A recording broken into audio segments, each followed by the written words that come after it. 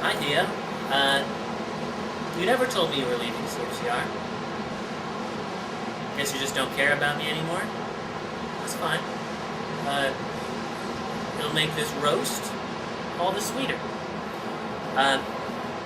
In all seriousness, I'm going to enjoy this a lot. Look at this, actually. Script.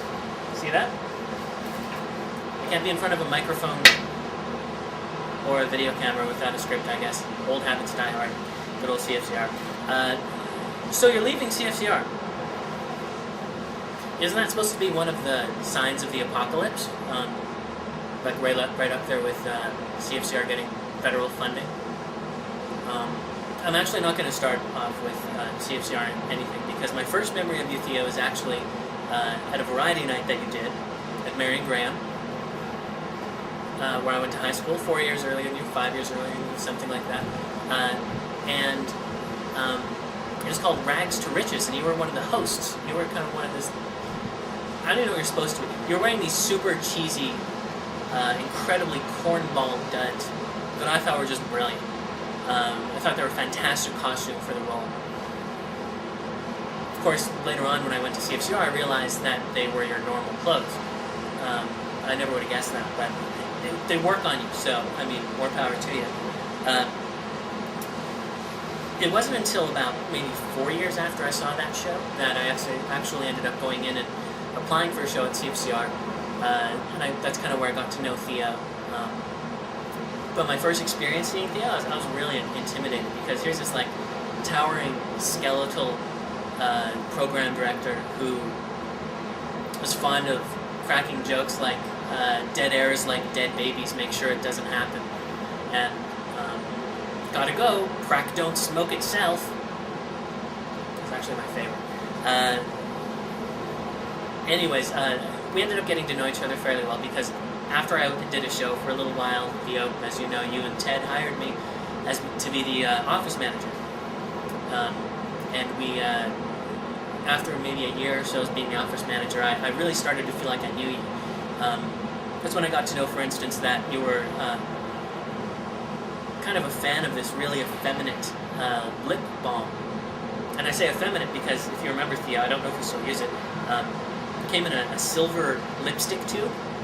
And when you applied it, it kind of had this glossy sheen that made your lips really sexy. I think you were dateless at the time. Not that that really matters, though, because you've always been really, confident in your masculinity. I remember one time seeing you in a movie at Louis, locally produced movie, debuted at Louis. I was there. It's a good friend that I am. Don't really remember much of the movie, though. However, what I do remember,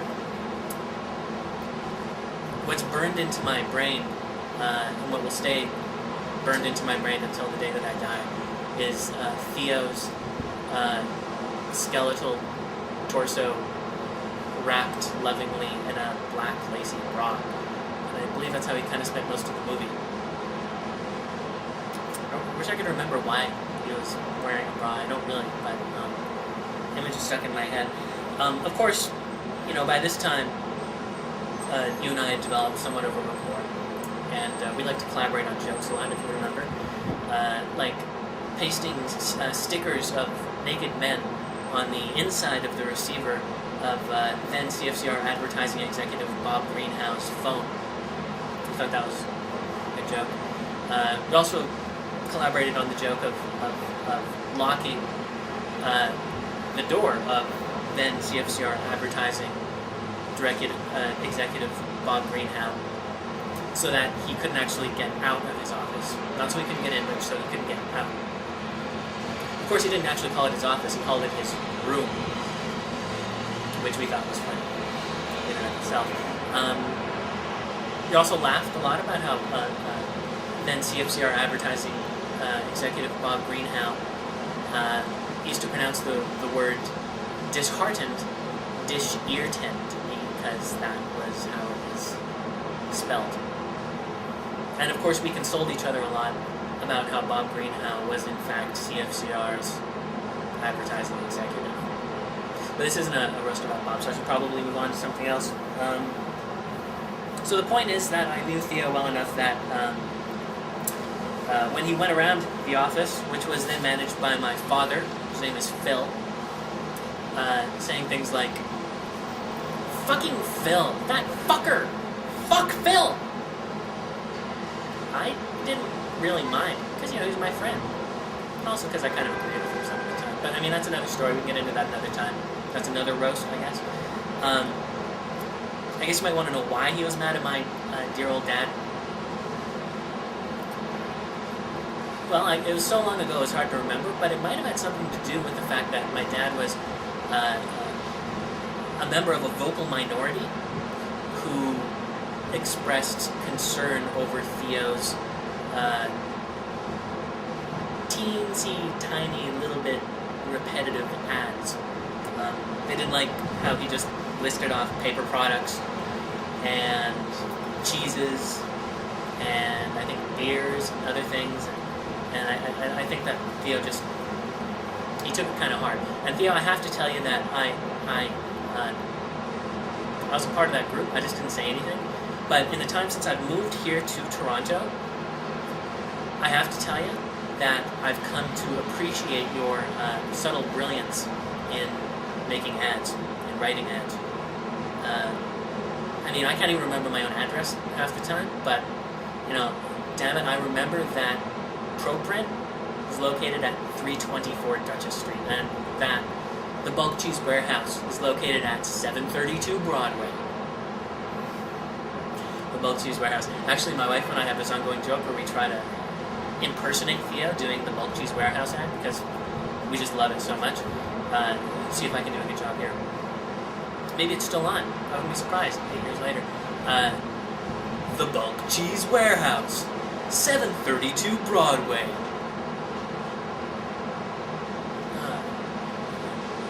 Give me another shot here. The Bulk Cheese Warehouse, a real food store, 732 Broadway. Sauces, samosas, goat cheese. Can't really think of any other ones. Sometimes we can list off an awful lot of cheeses, just like Theo did. He had an act for the listing. Sadly, no more. I guess no more. Maybe CFCR is still employing you for your ad writing. I don't know. Of course, I eventually left CFCR. When I left, Theo said that it was the biggest mistake of my life. He said that I was coming to Toronto chasing after a girl, Christy Prima, who used to do a show at CFCR as well. He said that it was the biggest mistake of my life that I would be back at CFCR, or back in Saskatoon, jobless, because I would no longer have my job at CFCR within a few months. 7 years later, I married her. Theo was a groomsman at my wedding. And you're getting married now too, so I just want to say congratulations to that. You can take this as, unfortunately, my response. I unfortunately can't attend. It's a pretty long way between here and Saskatoon. I'd love to be there. Christy would love to be there. Sorry, Theo, can't be there. Hope you have a great time now.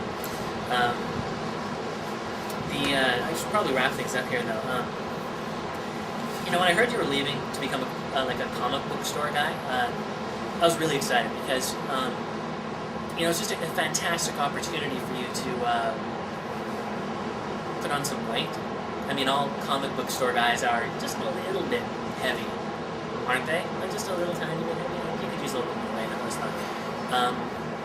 But in all seriousnly, this is a great opportunity for you. CFCR Community Radio will never be the same without you, but the same can be said about the comic book community in Saskatoon. They will never be the same now that you are with them. So, good luck in all your endeavors, Theo. I wish you the best, and take care. Talk to you soon. Oh, and by the way, please, before you quit, send me the last 3 years worth of F-Emphasis prizes that you've been meaning to send me, because I haven't really ever brought it up, but I kind of would like to get them. I just thought we were taking a little bit of time to get around to doing it. 3 years. But if you could send them to me now, that'd be awesome. So, there's my last thing I have to say to you. Perhaps your last official act as at CFCR as a program director is to send me my prizes that I should get for donating $75 every year, even though I don't live in Saskatoon. Anyways, just a thought. Take care. Have a great time as a comic book store guy. I'll drop in at your shop the next time I'm in Saskatoon.